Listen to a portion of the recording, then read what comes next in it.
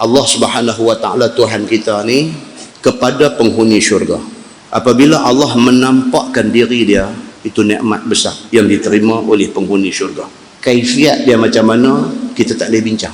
Kerana itu pada ilmu Allah Subhanahu wa taala. Apabila Allah tanya kepada penghuni syurga, mau dak hampa aku nak bagi dekat hampa satu nikmat yang paling besar. Penghuni syurga kata apa tuan-tuan? Penghuni syurga kata, ada lagi ke nikmat yang lebih besar daripada hak kami duk rasa lah ni? Allahu akbar.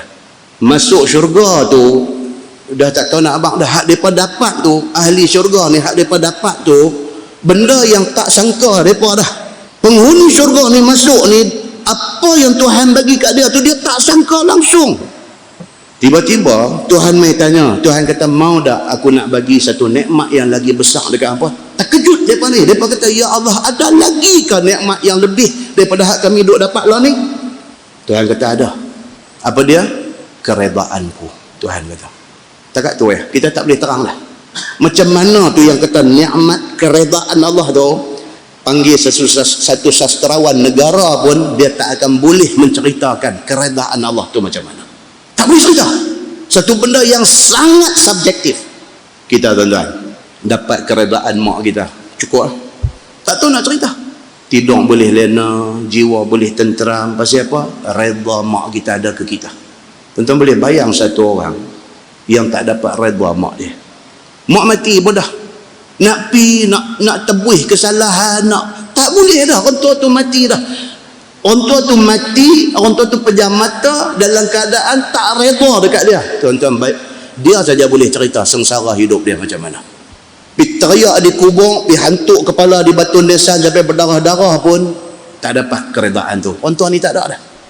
Kalau nak dicontohkan, dengan mak pun kita boleh rasa keredaan tu. Keredaan Allah ni tak tahu nak abang. Cuma kita boleh baca hadis. Tuhan kata apa? Nikmat paling besar yang penghuni syurga akan dapat ialah keredaanku. Tuhan kata. Muslimin dan muslimat yang dirahmati Allah sekalian. So, orang yang besar diri, jangankan keredaan Tuhan, Tuhan tak mau bercakap dengan dia. Tuhan tak mau bercakap dengan dia. Dan tiada Tuhan mau pandang dia dengan pandang rahmat pada hari kiamat. Tak mau bercakap pun dah cukup dah, satu seksa dah. Tuhan tak mau tengok dia. Kita, mak kita tak mau bercakap dengan kita, kita tak elok makan apa dah. Mak kita tak mau tengok muka kita. Tak ada makna kita hidup atas dunia ni. Ni, ini beritahu. Tuhan tak mau tengok ni muka orang-orang yang besar diri ni. Tuhan tak mau tengok. Dia kata. Demikianlah tersebut di dalam hadis yang diriwayatkan daripada satu sahabat Nabi sallallahu alaihi wasallam, nama dia Abu Hurairah radhiyallahu anhu. Sabda Nabi sallallahu alaihi wasallam, "Salasun la yukallimuhumullahu yaumal qiyamah wa la yuzakkihim wa la yanzuru ilaihim wa lahum azabun alim." Apa dia? Maksudnya ada 3 orang yang Allah tidak akan berkata-kata dengan dia pada hari kiamat. Bahkan Allah tidak akan cuci dia daripada dosa. Bahkan Tuhan tidak akan tilik, tidak akan pandang dia dengan pandang rahmat kesian pada hari kiamat. Dan bagi mereka itu azab yang sangat pedih. 4 benda dia kena, tuan-tuan. Apa dia? Yang pertama, la yukallimuhumullah. Tuhan tak mau cakap. Itu pun dah satu seksa dah. Yang kedua apa dia? Wala yuzakkihim. Dia berdosa. Tuhan tak mau cuci dia daripada dosa.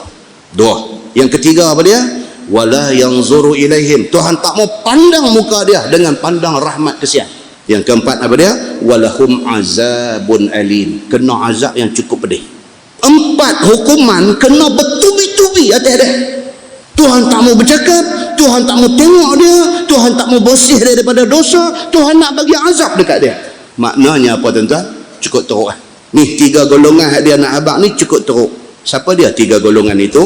Sabda Nabi sallallahu alaihi wasallam, yang pertama syaikhun zanin, yang kedua wa malikun kazzab, yang ketiga wa ailun mustakbir. Ini 3 golongan. Kita jangan jadi 3 ni. Apa dia? Yang pertama orang tua yang berzina.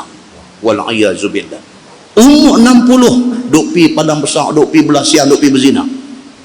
Akhirat esok Tuhan tak mau bercakap dengan dia, Tuhan tak mau pandang muka dia, Tuhan tak akan bersih dia daripada dosa, Tuhan akan pastikan dia kena azab pedih. Syaikhun zanin, tua tapi tak sedar diri, duk berzina lagi. Siapa dia yang kedua? Wa malikun kazab, jadi pemerintah tapi pembohong. Masa pilihan raya janji ni tak tahu nak apa, dapat kuasa tak tahu pergi ke mana janji-janji itu semua. Dia menjadi pemerintah yang pembohong. Itu sebab pilihan raya dalam Islam ni tuan-tuan, kalau nak tulis dalam manifesto tu fikir habis-habis, kita boleh buat baru kita janji. Kalau tidak, habis. Masuk dalam kumpulan, Tuhan tak mau bercakap, Tuhan tak mau tengok, Tuhan tak mau bersih daripada dosa, Tuhan akan make sure dia kena azab pedih. Siapa dia? Malikun kazab, pemerintah yang tipu rakyat. Dan yang ketiga, wa'ailun mustakbir, iaitu orang fakir yang besar diri. Sepatutnya miskin dia kena rendah diri. Pasal apa? Pasal dia sedar diri dia miskin. Sudahlah miskin, sombong. Oh, ini karut. Kalau dia kaya, dia sombong, at least ada alasan untuk dia sombong. Pasal apa? Pasal dia kaya. Miskin tapi sombong. Tuhan marah orang macam ni. Maka ini tiga golongan dijanjikan sesuatu yang sangat malang di hari akhir.